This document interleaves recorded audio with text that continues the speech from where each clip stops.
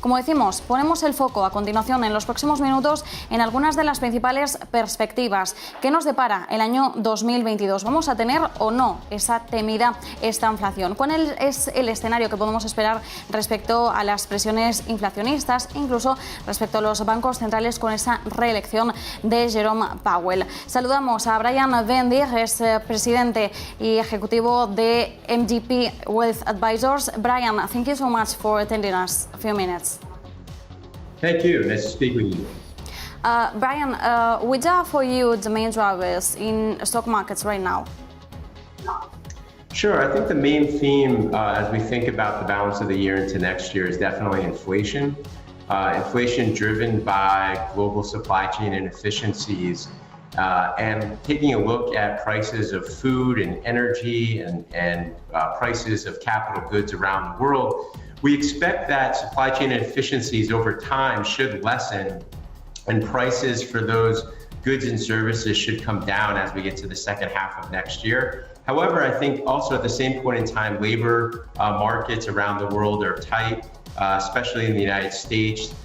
Wage labor has gone up in price, and I think the labor markets take a little bit more time to heal, which is still going to impact inflation over the balance of the year. Now, specifically, of course, as we move through the balance of the year, we've seen that the Delta variant is coming back and has obviously impacted local economies in Europe, and probably, as we've seen historically, there's probably a surge that will happen in the US over the next several weeks.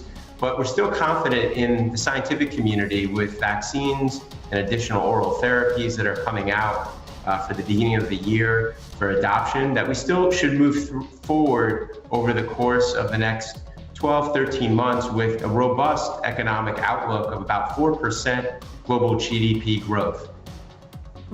As you say, we remain confident in a scientific community. And looking at central banks, what can we expect from Powell's reappointment? Is giving investors a stability?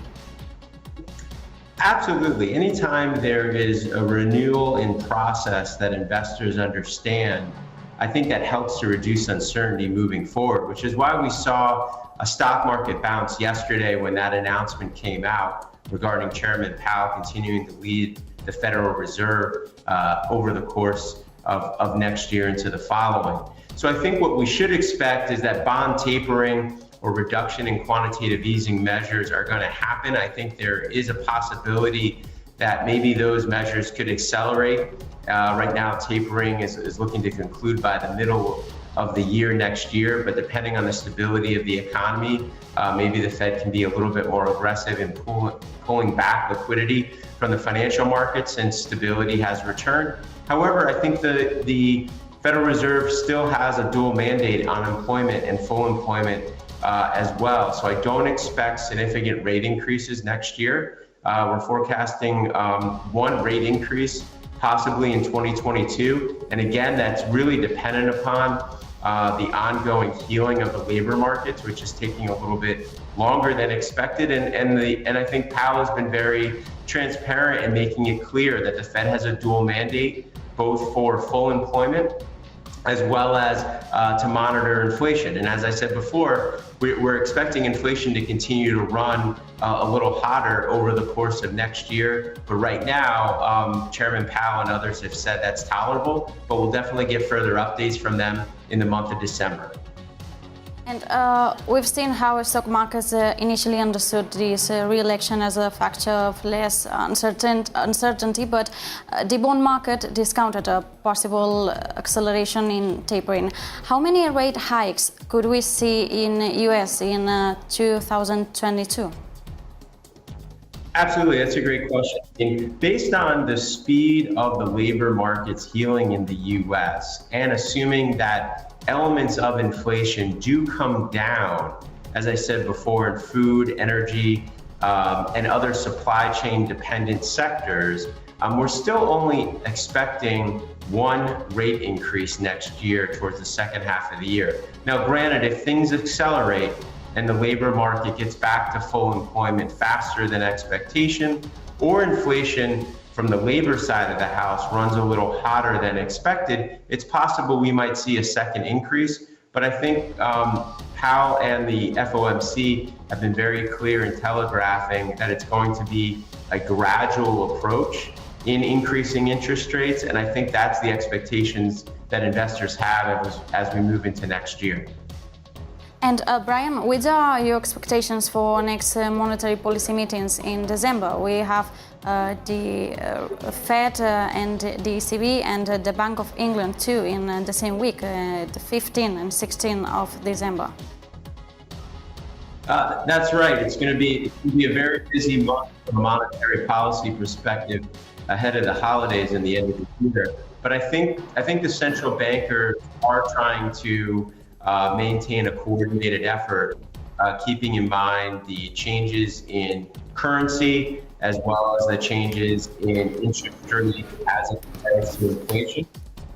And I think that right now, as we've seen from the ECB, the Bank of England, as well as the Fed, steady as we go should be the policies, especially as we're trying to move through this seasonal part of the year and seeing that the coronavirus is reminding us that we're still in a pandemic, with hopes that next year we're really more in an epidemic. At least that's our hope.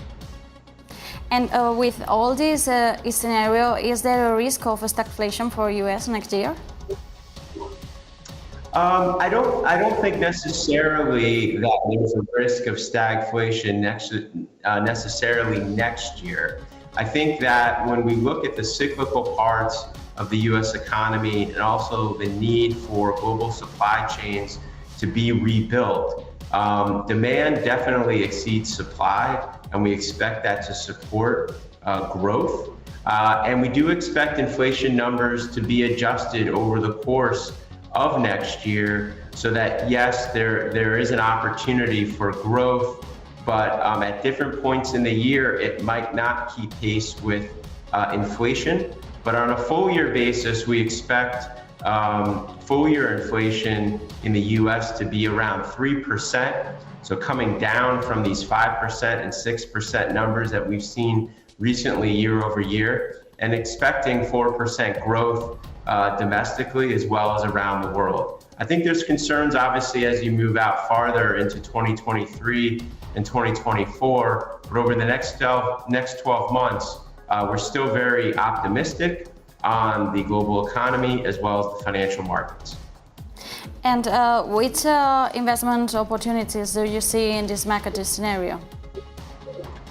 Great question. I think from the standpoint of trying to hedge inflation, which a lot of investors have been asking me about, we definitely like real estate, and real estate that's tied to the industrial sector, apartments, life and health science buildings. We also like to make sure that we're pretty balanced between technology as well as value stocks. So looking at basic materials, industrials, financials, energy, paired with technology companies that have shown to maintain profitability and margins. I think everyone needs to assess as an investor how much risk they want to have in their portfolio. But I think it's fair to be broadly diversified, because as we've seen, the benefit of diversification helps to manage these interconnected variables that seem to change almost on a monthly or quarterly basis as we move through this environment. So I would recommend to everyone to consider staying broadly diversified, but think about different themes than you might have used in the past as a means to manage volatility or hedge inflation in your portfolios. Diversification is still the main word. Thank you so much, Brian Vendig from MGP Wealth Advisors. It's been a pleasure. Thank you as well.